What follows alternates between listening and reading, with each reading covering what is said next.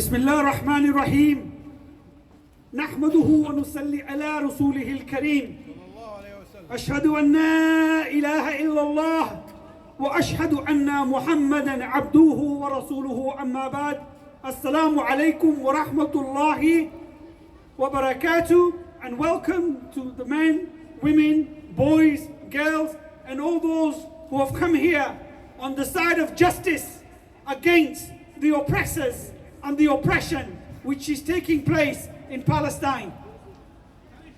Now, this is not the first time you have come out in the cold to protest and speak up and give a voice to the voiceless. We've done this before, and we've done it time and time and time again. History didn't start on the 7th of October. It didn't start in 1948, 75 years ago. It started when the colonization of Palestine began in 1917. And we have been, the people of the world, have been speaking up about this injustice. But a time has come now where you have to think, you have to ponder, how many more times are you going to come out? How many more times are you going to protest? Do you not want this to end once and for all? To remove the occupation, to end the oppression, to end the occupation, and to liberate the land of Palestine so the Muslims, the Jews, the Christians, and whoever else wants to live there can live there in peace and security. Do you not want that? Yes. For the past 75 years, you have been lied to. You have been defeated. You have been deceived. You have been told that the Zionists cannot be defeated. You have been lied to and deceived that they are invincible. You have been lied to and deceived that there's nothing you can do. You have to accept the occupation of Palestine. But the question is this. The question is this. Who's been telling you that? Who's been telling you that? The Western leaders have been telling you that. The Arab leaders have been telling you that. The Zionist occupiers have been telling you that. And know this, that the Western elite, the Arab rulers, the Zionists are on one side, and they are on the side of the occupiers. And you and the Palestinians and the common folks of the world are on the other side, on the side of justice. And we tell you this, that this deception we do not accept anymore. This deception is now blatant for you to see when the Arab leaders are openly trying to normalize the occupation state. And I want you to understand one thing today. Palestine can be fixed. Palestine can be solved. The occupation can be ended if you only remove the chains of thoughts that are being put in your minds. Remember this. Zionist colony wasn't created by the Zionists. They didn't have the power to create the Zionist colony in Palestine. Britain created it. Britain created the Zionist colony in Palestine. They gave the declaration, the Balfour Declaration. They sent the ships from Eastern Europe, from Germany, from Poland, from Czechoslovakia, from Lithuania, from all over Europe to populate that colony. The Zionists didn't have the ability to create the colony. The West did it. The colonialists did it for their ends. Don't believe for 1 second that the Europeans are friends of the Jewish people. The Jewish people have been persecuted and kicked out of Europe time and time and time again. Nazism was born in Europe. Fascism was born in Europe. Anti-Semitism was born in Europe. The Jewish people were kicked out of Europe. They are not the friends of the Jewish people. They are the persecutors, and they kicked them out to populate their colony, like they created the colony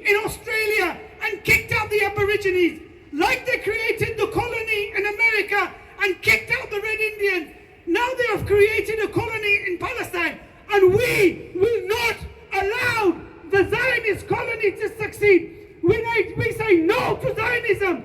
We say no to colonialism, and we will not allow this. Because know this, they are weak and you are strong. The Muslim Ummah is strong. Our armies dwarf the armies of the Zionists. We are not weak, we are strong. We are not poor, we are rich.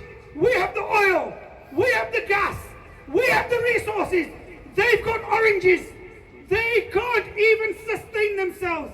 America has to give them $3 to $4 billion every year in order to keep the colony alive. They are not strong. They are not rich. They are inherently weak. The only reason that colony exists is because the Western powers allow it to exist and support it and defend it. The Arab rulers allow it to exist, sponsor it, defend it, and finance it. We no longer accept that we are weak, and we call upon the armed forces of the Muslim Ummah to go to the defense of the people of Palestine and bring an end to the occupation. There is only one solution. When your land is occupied, you tell them to leave. And if they don't leave, you make them leave.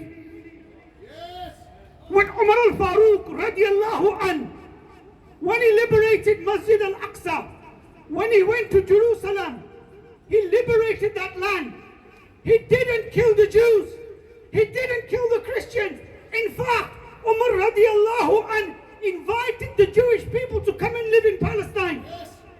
When Salah ad-Din Ayyubi, rahimullah, when he ended the Crusader occupation of Palestine, he didn't slaughter the Christians. He allowed the Christians to stay there in peace. He allowed them to practice their religion, but under the security of the Muslims. And the land of Palestine has been a land of peace and security for hundreds and hundreds and hundreds of years. And that has only been punctured twice. When the European colonialist crusaders came, they brought death and destruction. The Muslims brought an end to that and brought peace to that land and allowed the Jews and Christians and Muslims to live under the rule of Allah subhanahu wa ta'ala. The Zionists have come again and punctured that peace and brought death and destruction. And we are calling for the Muslim armed forces to re-establish the peace and security in that land, because Islam is the only system which has a track record of granting peace and security to Muslims, to Jews, to Christians, and to whoever wants to live under that land, under security of Islam, because Islamic Sharia guarantees the rights and protection of every human that lives under its domain. And you need only ask the hostages that have been held in Palestine how they were treated. Even though the Zionists have caused persecution for 75 years, Muslims do not allow our emotions or our feelings to bring injustice to other people, even if they're your enemies. Islam is the only guarantee. Islam is the only guarantee for your rights of peace and security for Muslims and non-Muslims. So I call on the Muslims, don't be shy. Don't be shy to call for the only system, the only solution that Allah subhanahu wa ta'ala sent through your Nabi sallallahu alayhi wa sallam to bring peace on this earth. No more writing to your MPs, no more writing to your politicians, no more writing to the UN. They are all on one side. Turn to Allah, turn to the original Qibla, turn to Allah and His Rasul, and call for the peace and security of the establishment of the Islamic system, Khilafah Rashida, to bring peace and security to that land. وصلى الله على سيدنا محمد والحمد لله رب العالمين. الله أكبر. الله أكبر. على أرض على ديني على أرض تلاقي